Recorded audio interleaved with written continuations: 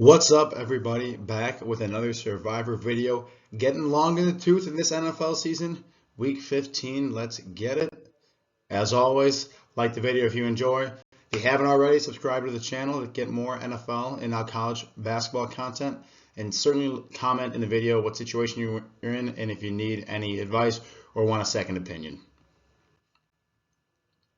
Looking at all the games this week, at the top of the list, familiar favorites. It seems like no matter what happens this season, the 49ers and the Dolphins are going to be favored by 10 plus points every time.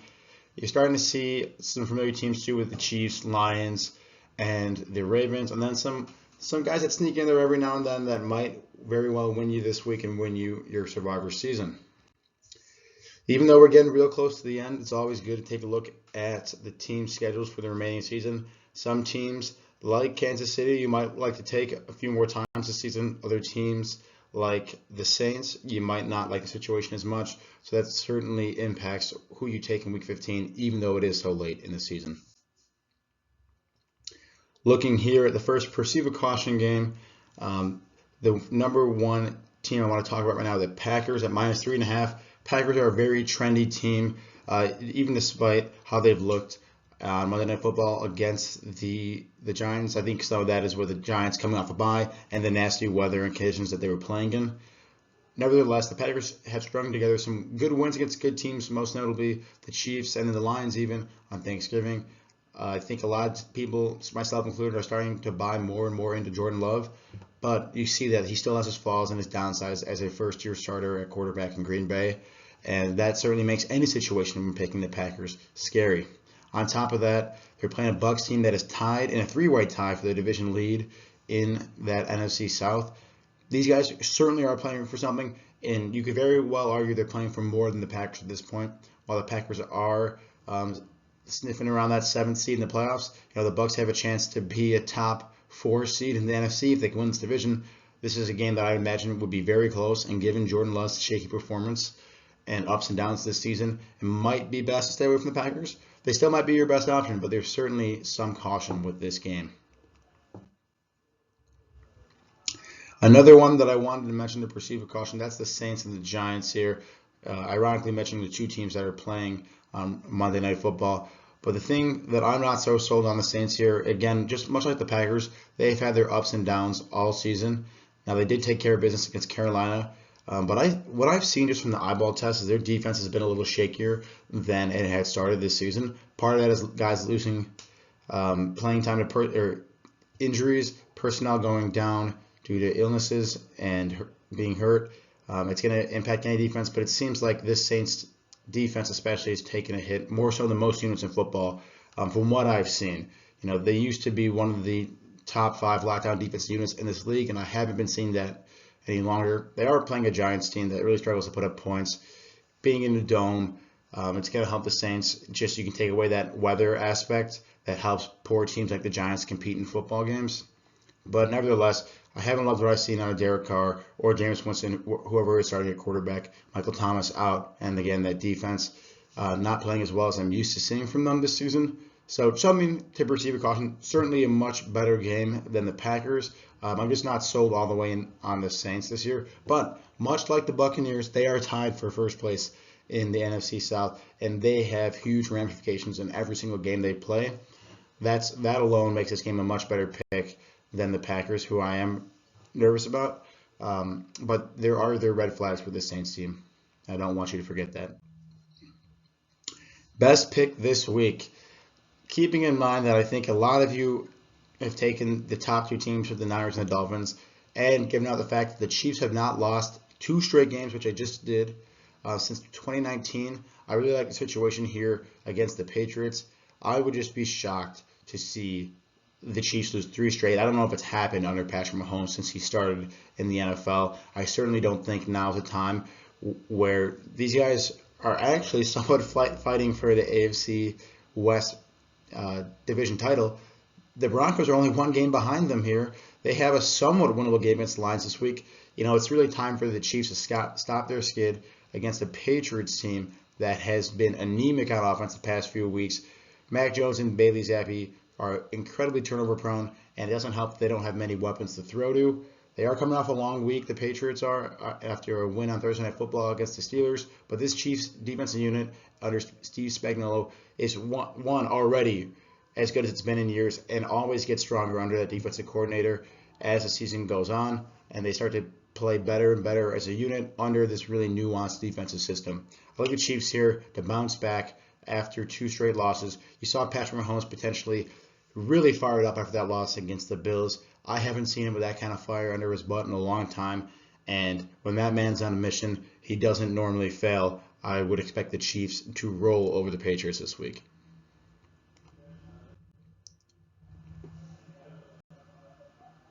And then the other for best value this week would be the Bengals, who find themselves in a funny situation where they're actually favored, and more than just by a field goal with at home, which is notable. So the odds makers think that on a neutral field, straight up, the Bengals are the better team than the Vikings, and it's hard to argue that after the Vikings only put up 3 points against the Raiders defense on Sunday. For the Bengals, I really like what I'm seeing for the Illini rookie running back, Chase Brown. He's looking great in tandem with Joe Mixon. Jake Browning looking really solid at quarterback despite low expectations coming in as the backup after Joe Burrow went down. And as always, for the Bengals, the huge difference maker is Ja'Marr Chase and T. Higgins, 2 great receivers, potentially the best wide receiver tandem in football, and that's going to help any backup quarterback succeed. For the Vikings, they got Justin Jefferson back this week. They lost him almost immediately to another injury. The running back situation isn't great there, and Josh Dobbs is starting to struggle after excelling in his short stint with the Vikings this season. I will say for the Vikings, their defense is the strongest part of this unit, and really an all-around solid team. But under Brian Flores, our defensive coordinator, the Vikings defenses look really solid all year long. It's the offense that has lagged. If the Bengals can put up points here with, again, a lot of offensive weapons that I just mentioned, I think they'll have I wouldn't say easy time winning this game, but they're favored for a reason. That being said, I don't expect the Bengals to blow out the Vikings. Not many teams have this year, and again, I mentioned that I am partial to that Vikings defense and defensive coordinator. So I would expect the Bengals to win this game, but I definitely don't think it's going to be a high-scoring affair, and I don't think the Bengals will blow out the Vikings here. But certainly a ton of value, especially when you look at their schedule. You're talking about a team that's already with a backup quarterback, so not really primed for many survivor picks this year, but they're at the divisional opponent, Pittsburgh Steelers. Then they go to Kansas City, which are certainly not going to pick them, and then against, again, a divisional opponent in Cleveland, whose defense is incredibly scary, especially for a backup QB. So I think this is a great value for the Bengals. I guarantee they will not be favored by 4 points in any of these games. They might be favored, but not by 4 points, and I think you got a great spot to take them against a struggling Vikings team. And I know I just mentioned that the Saints were a team that I'd be cautious about. I also think there's great value there. You look at the Saints schedule here, they've got at the Rams, who are playing really well lately, barely lost against a great Ravens team. At the Buccaneers, again, divisional opponent. Those guys are fighting for a playoff spot in this NFC South and its division title. And the same thing against the Falcons. I certainly don't want to get in the mix between these 3 teams in the NFC South that are fighting for the playoff spot. And I don't like the Saints on the road against a high-scoring Rams offense. So a ton of value for the Saints here. A little bit cautious about them, sure, but really like the spot that they're in this week. And if, you don't make it to week 15, it's hard to stash away the 49ers, the Chiefs, the Dolphins.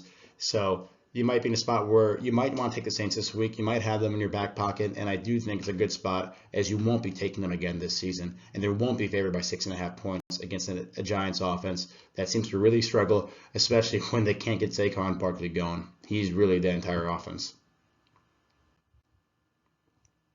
Now, like I mentioned, if you somehow still have Miami, this is the week to take them. I can't imagine that you kept them in your back pocket this entire time.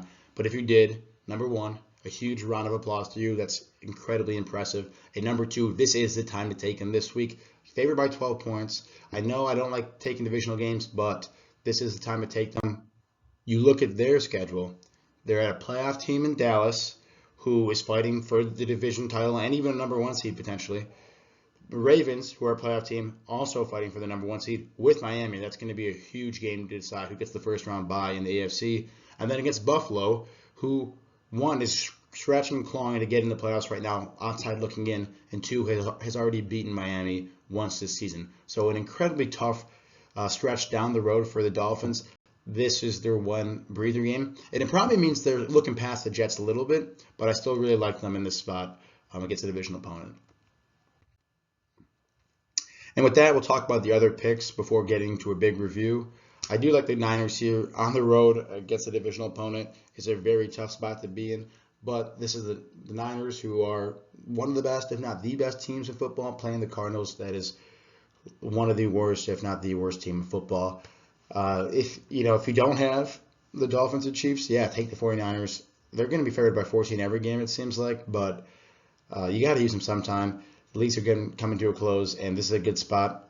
That being said, if you got another good pick, especially on a team on this list, and you want to save the 49ers for next week or future weeks, they're going to be favored by 10 plus points again the rest of this season. That's how good they are. And again, on the road divisional game is a spot you do want to stray away from. So if you think you have a solid pick outside of the 49ers, then I would take it.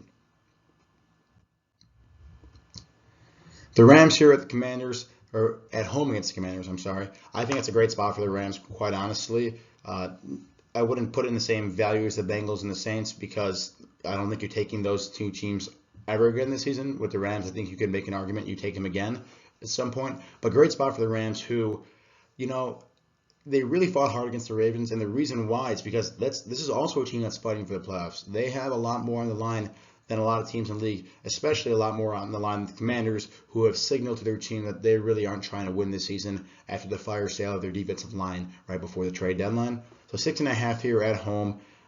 Commanders are, I think, coming off a bye, I want to say. And, that's always a little bit scary, but I think I like the Rams here.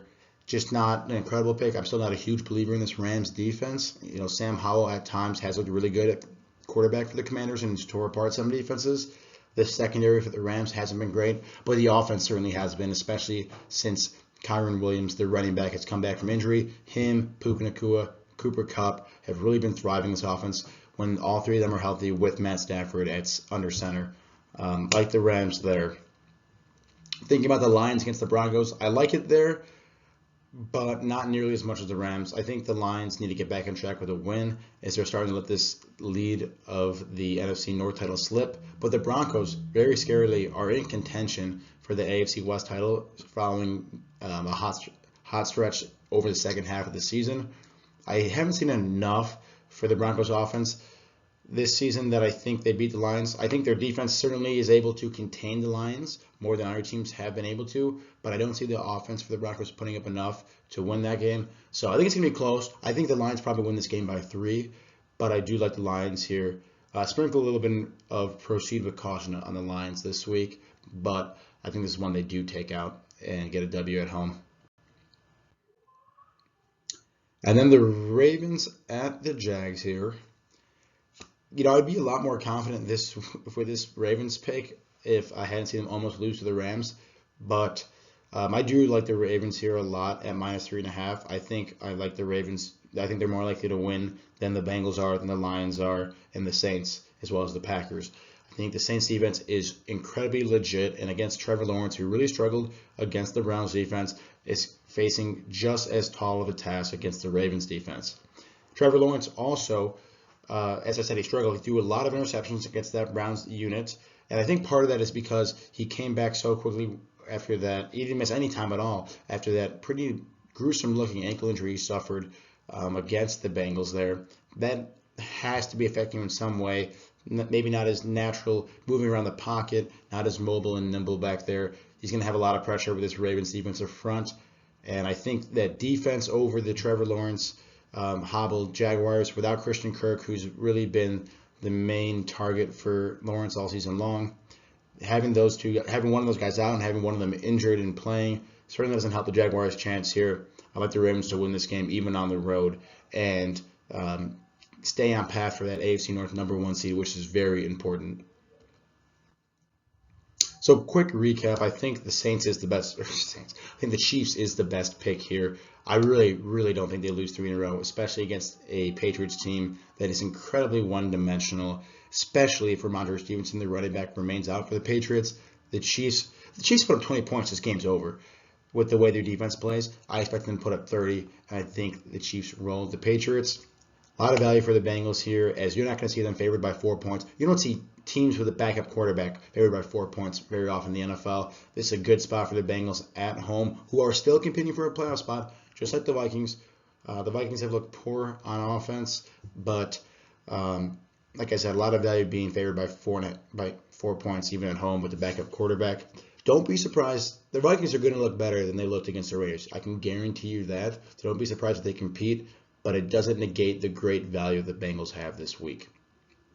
A really good value, I would say, for the Saints at home against the Giants. That's a pretty rough team and one of the worst offensive units rivaling the Patriots in football. If the Saints can lock down Saquon Barkley, they should win this game. But the Saints have been so shaky all year, and that's the reason why I have the perceived caution on them. But you can't deny that they're in a great spot, as are the Dolphins, who have an incredibly tough schedule for the rest of the year. And the last thing I want to say is the Packers against the Bucks there. You might have to take that pick. That might be the best pick you have for the rest of the season or the rest of this week in terms of who you have left in your roster. But the Bucks, don't forget, even though their record is below 500, they are a first-place team in their division and trying to close out that playoff run. So be aware of a very hungry team there. And as always, we'll see you next week. Best of luck.